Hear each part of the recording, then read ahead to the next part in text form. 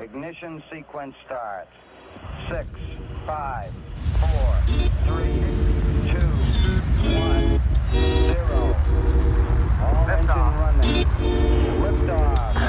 Liftoff.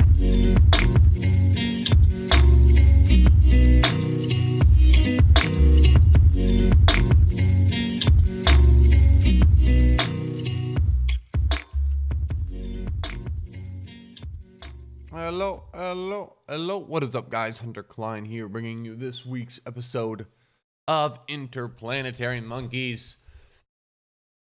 Episode number 107. I hope everyone is doing well. Things are rolling, life is good, and we cannot complain.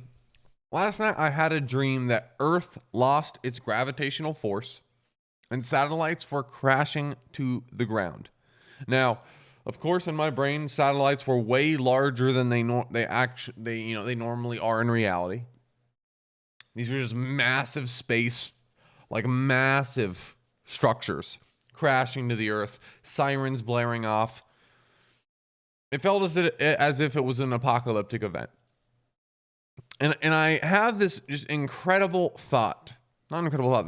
question that I am so genuinely curious about. That being, why do I lose all critical thinking abilities during scary dreams, during intense dreams? All right. I have the critical ability. I have the necessary information about space and gravity and all these cool concepts to diagnose what's actually happening during this dream. I have the knowledge very readily. It's not like I have to think about it too much to look at a satellite and be like, wow, it's not that large. Or, wow, this actually isn't possible. That we lose our gravity and that, what does this mean? What's actually happening? Is this the end of Earth? All these questions I can answer quickly in hindsight as I wake up. But for whatever reason, ever so conveniently, my brain takes all that away. And I just lose the ability to understand or look at a situation and question it. Now, I've had a couple dreams in my life, and maybe some of you have gone through this as well, where you are aware. You are self-aware. You're able to see something in a dream and say, wow, I'm dreaming. Or this is not real. Or that's not normal. Something's up here. Oh, wait, I'm dreaming. But I haven't been recently. Over the past 4 or 5 months, I have not been able to have any awareness in my dream. And it's just so strange. It's such a strange phenomena. Like the visualization, the perceptive part of my brain is on and fully active. And creating these incredible moments where, I'm looking into the sky and satellites are falling down to Earth and sirens are on, and I'm very aware of all these different aspects in the vibe and the feel. It feels as if the Earth is going to end. These are my last moments. Damn, where's my family? These are the thoughts I'm having. But regardless of all that work my brain is doing, it is completely shut off the critical thinking area. It's just so interesting to me, guys. It's just so interesting to me. I'm thinking in hindsight, like, damn, that was obviously, I would have seen that right now and just said, oh, this is obviously a dream. Or this is not really this is not a guaranteed end of the earth scenario. But that's what my brain took it as. It was a nuts dream. It was scary as hell, and I actually woke up from it. It was like I guess what you would call a nightmare. A nightmare. Sorry, guys. We're a little slow this morning. I also experienced a reoccurring dream I had from when I was a child. Now, I don't know if this is normal for people, but reoccurring dreams that you had multiple nights in a row, if not hundreds of nights over the course of many, many years. Now, I'm a strong believer that these mean something psychologically. All right, if you're continually having a dream, there must be something going on. It must be a result of an experience. I mean, life is too intricate to really diagnose what is actually influencing these dreams, and we have little to no information about how dreams operate. So I'm not going to make any claims, but I think it's reasonable to believe that reoccurring dreams are linked to some type of psychological phenomena or some type of, experience in life. And I'm not even going to try to describe this reoccurring dream to you guys because it's so abstract. It's just shapes and feelings. This is very odd, but I'm going to go for it. Why not? I consistently had this dream when I was younger. One was where I would go walk up to a barn, see an eye in a hole, like a demon eye, and when you look at a piece of wood and there's just like a kind of like a deformed hole in it, where they cut it and there's maybe like a little rot or a knot in the wood, and a hole has has revealed itself over the years of age. I would look through one of those, I'd see a giant eye, I'd look into the eye, and then I'd see thousands of squares of different things, everything from Tetris to someone playing like a video game. So that was one. My other is this, okay? I am in a very tight space. There is no body, there's no sense of self. I am just a point in a very tight space. And for whatever reason, the space gets extremely large. And what I'm trying to get to, and there's no me, there's no object, it just feels as if I need control, and the box is just expanding exponentially, or the space that I am in. And I hate to use the word I because there is no me. There's no body. There's no hunter. It's just this feeling of losing control. And it is like a nightmare. And it makes me feel crazy, crazy uncomfortable. And I always wake up from it. And I even had that as a child. Okay. Now, I'm not going to diagnose this too much, but right now I'm a very controlling person. I like to have things order. I like to have consistency, and it makes sense. But this is an issue when I was younger too. The same exact dream where the space would expand rapidly and I would just feel like I'm on an island. And it was so exaggerated, so extreme. I might as well have been being chased by a serial killer. Such a nuts feeling. And I had it again. But while I was awake, I was going to sleep and I was getting the visual and I was like, oh my God, it's been a while. Nuts.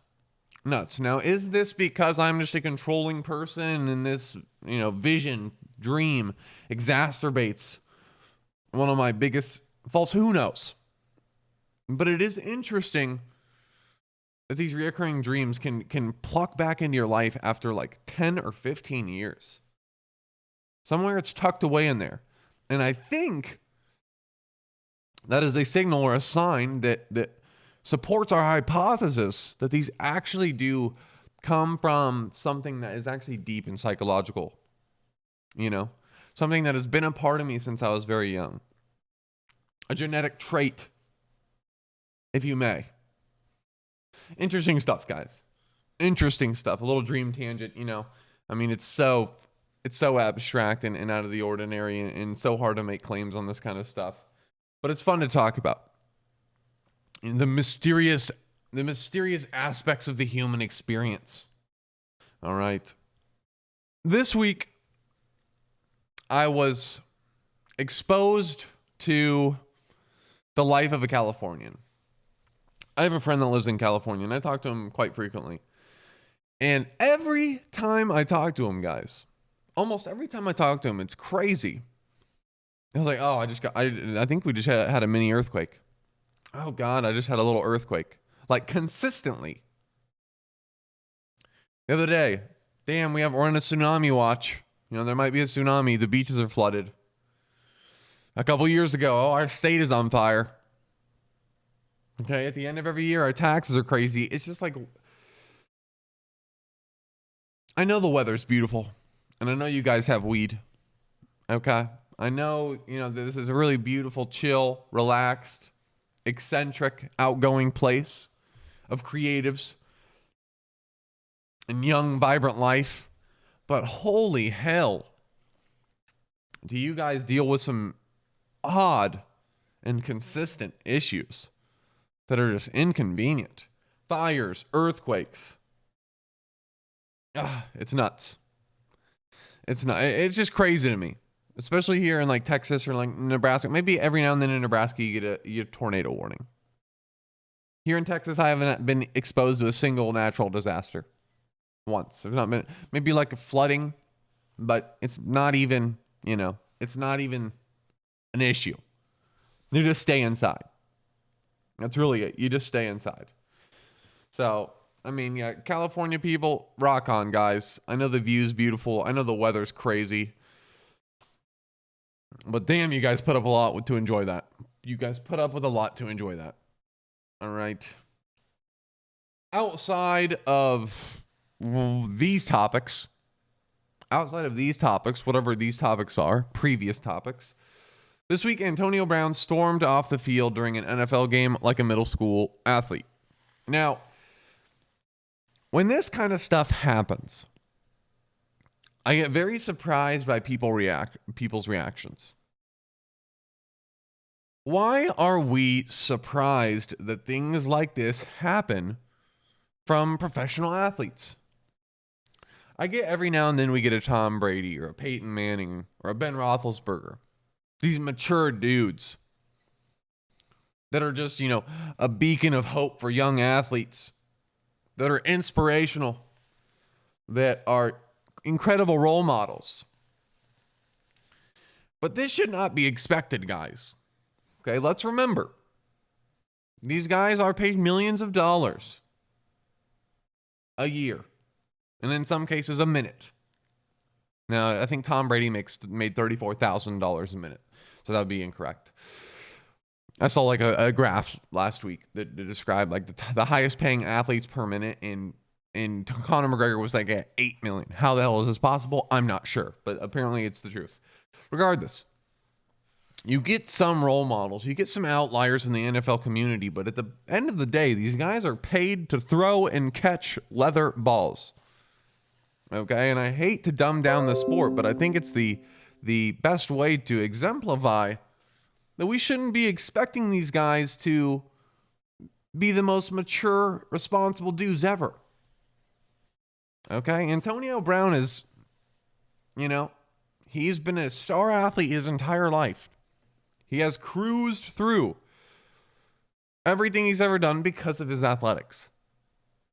At no point has he been required or even incentivized to become more mature or to make better decisions or to be more aware of other people's feelings. This dude just steps onto a field, has stepped onto a field his entire life, been the star of the show, got incredible amounts of attention, and now incredible amounts of money for it.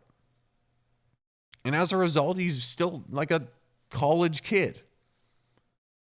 And you can't blame the guy. You can't. You can't blame any of them. If anything, we should be celebrating the guys that for whatever reason, or for some beautiful reason, develop some maturity and leadership. Now, obviously, I think the position of quarterback does require a lot of leadership, especially in the NFL, where you're in the limelight. You're talking a lot to media. You're looked at as the leader and the spokesperson for the team. So I assume that some leadership qualities are developed over the years there, especially in the college setting. I think the position is just naturally develops leaders. So it's no wonder that a lot of these quarterbacks end up being, mature, very like well-spoken beacons of light for young aspiring athletes. But again, these wide receivers specifically, they just show up, ball out, and leave. Majority of the time, you're not going to get anything profound from these guys. And why should you? Why should you? Now, I mean, I couldn't help but watch some of these interviews with Antonio Brown, and this guy is just, dude. Like, this guy, I would be surprised if this guy fucking, I don't even know, guys. It's not, this guy's not going to create any crazy business model soon. Okay, I'll tell you that. He's not going to say anything profound anytime soon. This guy is just for playing football. Like to the epitome of that term, this guy is just and only playing football. And good for him. I'm not here to judge. You live life how you want to. Ignorance is bliss. There's certainly benefits.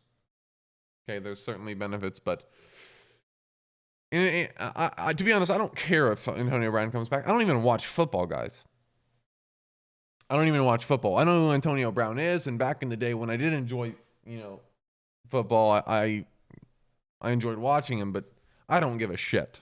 I just think that the reaction of the public and the perception of these guys is so funny. Is that we put these guys on pedestals, and when more often than not, they're just average dudes that have, good hand-eye coordination, right? One thing I've noticed recently, speaking of athletics, let's talk about the pool of athletes I specifically work with. So some of my athletes are relatively young, and it has been very interesting for me to see how, and it's going to get real boomer. To see how different the lives of newer generations are. Specifically, let's give an example, entertainment. This is probably assumed and pretty obvious, but it is nuts to me how newer generations do not watch TV. Like, that is where technology and entertainment has gone. These kids aren't watching Rob Dyrdek's Fantasy Factory or MTV or even Netflix for that matter. A majority of the kids I'm running into in these younger ages watch YouTube. And they're TV celebrities. Well, what was to us TV celebrities, to them are YouTube stars. And it's just nuts what's happening with that industry as a whole. Like, it truly is every man for himself in the entertainment industry, and anybody can make it now. Like, these, we're not just talking about some cool YouTube channels that, are fun to pull up every week or so. I mean, these are these primary outlets of entertainment for these kids.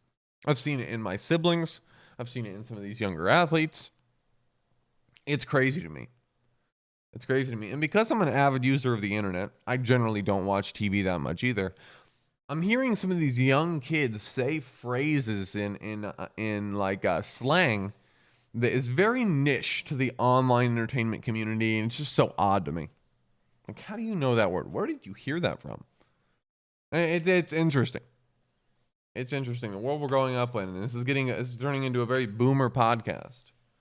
But that's it, guys. That's absolutely it. I made a tweet for the first time in like 3 years, and I can't remember why, but I feel like I should talk about it. I have it written down that I should talk about it. What was it? I listened to Dr. K, who's a gamer psychologist. Healthygamer.gg is the brand name he goes by, and he gives psychological help to gamers, specifically streamers, and he makes content out of it, right? He sits down publicly on camera with some of the, bigger streamers or bigger online entertainers, YouTube, Twitch, and just talks to them about life. This guy went to Harvard. He's very intelligent, and awesome to listen to.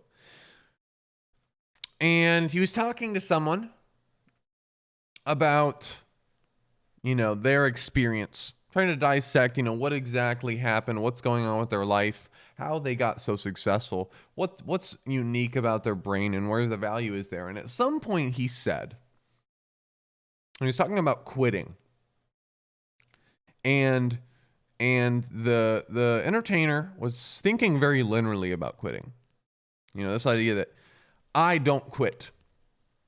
I'm not a quitter. And because I'm quitting this, I am a quitter. Because I want to leave this, I think he was in the military. Because I want to leave the military, I am a quitter. And I see and hear and witness a lot of people use this attitude. This linear, I'm not a quitter attitude. And he said something very interesting. He said, I think you've got it wrong. I think you staying at that job, I think you staying in the military was you quitting, was you giving up on yourself. And you leaving was you not being a quitter. And it just simplified, or it put into perspective, something that I believe is extremely important, something very extremely important to not only recognize, but to avoid in your life. You have these very linear, hard-headed guys in life that are like, yeah, I hate my job, but you know what? I don't quit. It's like, dude, you are quitting. You hate your job. You want more in life, but you're staying. You are quitting. And the biggest takeaway here is that this idea of I'm not a quitter, this idea that, you know, I'm a hardworking, I have a goal, and I'm going somewhere, and I'm on a mission, and I'm stop moving towards a goal. The idea of quitting on yourself is not black and white, and it's important to recognize that. For you, maybe, you staying at that job is you quitting. For some of you, you leaving that job is quitting. And it's not black and white, and it takes some thought. And it's all about the end goal, right? What's the end mission, right? If what I'm doing right now is not getting me to my end mission, and I'm sacrificing time, energy, but I refuse to leave or change anything, then I am quitting. If what I'm doing right now is not in line with my goals, and I am sacrificing time and energy, then me leaving is me not giving up. And I think that's an important idea to digest. I don't think this is too abstract or esoteric or groundbreaking, but I do think it's important to talk about, because I've witnessed a lot of people trap themselves or negatively impact their own lives because of this idea that they're not a quitter and they're strong. It's like, well, I don't know who you're doing this for, but you've got it wrong, buddy. Okay? You've got it wrong. I would highly suggest going to look at this guy's content. His name is, again, healthygamer.gg. His name's Dr. K. I think it's always beneficial to watch someone else talk through their thoughts and feelings. I love the way psychologists think and ask things. You know, always asking, why do you feel that way? Always asking you to go deeper into thoughts and find the root of why you feel why you do. I constantly try to apply this to my own brain. I'm way too introspective on this shit, and I think way too deeply about these things. So I really, really enjoy it. I know some people probably won't as much as I do, or don't enjoy thinking like that. To each their own, guys. To each their own, guys. This week, business-wise, I sat down with my development team, and they gave me the first very rough, very rigid example of my app, draft of my app. And it was so beautiful. First things first, I cannot describe the feeling of seeing this thing actually come to life. From sitting at my desk for hundreds of hours, hundreds, if not thousands of hours, 10 to 12 hours a day, obsessively working on this, writing all this just on a paper, words on a paper. It all started from one little sheet in an idea. Words on a paper, over and over, every day, small goal by small goal. And slowly this paper accumulated. Bigger, more content, more ideas. The emotion that went into this thing, the journey that went into this thing, to see this thing come to life in an image that was actually like you could click and go from screen to screen, was one of the most beautiful experiences I've ever had in my life. It was crazy. It is such a cool ride. It is so nuts.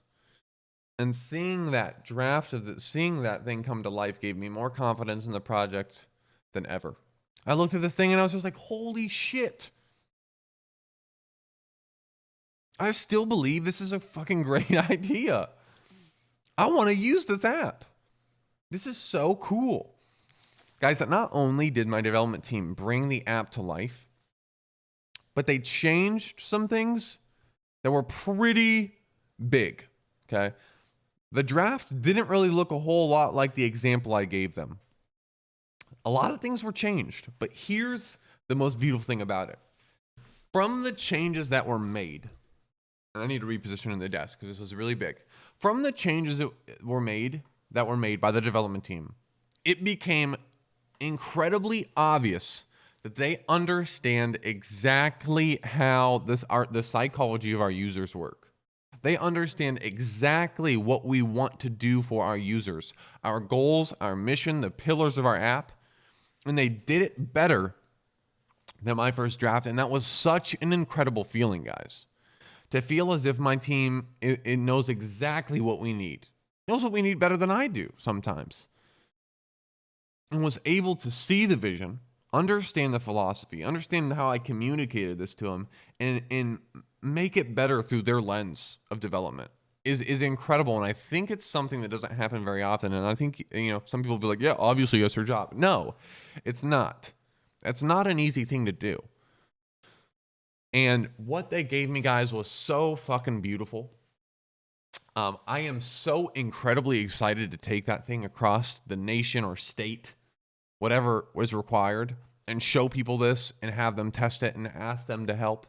Because I am almost confident that once you see this, once you get into this software, you're going to be like, holy shit. If you're an athlete, a baseball player specifically, you will dive in. It is nuts, guys. It is nuts. I'm very confident. Obviously, we have a lot of work to do, and it's not going to change the world right off the bat, but it certainly has incredible potential. I have never seen anything like it.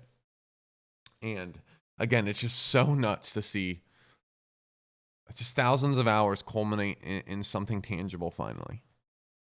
And I never, I wanted this to happen, but I never fully expected it would. I believed it would, but there's always that doubt, right? And that doubt was kind of squandered here. And we're moving. We're moving. Hopefully I can share it with you guys here soon. Copyright kind of stuff. I have to be relatively careful with how early I get it out. We walk a fine line, right? Especially with intellectual property these days in the app creation business. It's like, yeah, I need people to test the app, but I also, in the process of having people test the app, I also need to share all of my work pretty much with the entire world. So we do lose a little bit of our intellectual property there, or we are putting it at risk. Now, of course, copyright, things like that, claiming it does help, but it's a very gray line, guys, right? What ideas of this are mine? What ideas of this are my intellectual property, and just obvious features that you'd put in an application? Who knows? But life is good right now, guys. I'd say my work-life balance is very well. I'm taking time to myself a lot more than I usually do, and I'm feeling not as guilty about it. So the mental is good, and we shine on, family. Okay? We shine on. I hope everyone's doing well. Peaks and valleys, friends. If you're on a high, enjoy it. If you're on a low, battle through. You guys know the deal. That's it for this week's episode of Interplanetary Monkeys. This is Hunter Klein, and you'll hear from me next week. Peace, peace.